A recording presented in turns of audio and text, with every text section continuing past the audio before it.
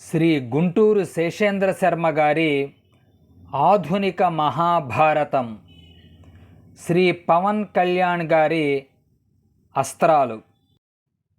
ఓ ధరిత్రి, ఓ జనని, నిశ దొంగిలించిన పాటను మళ్ళీ పక్షుల గొంతుల్లో పెట్టు.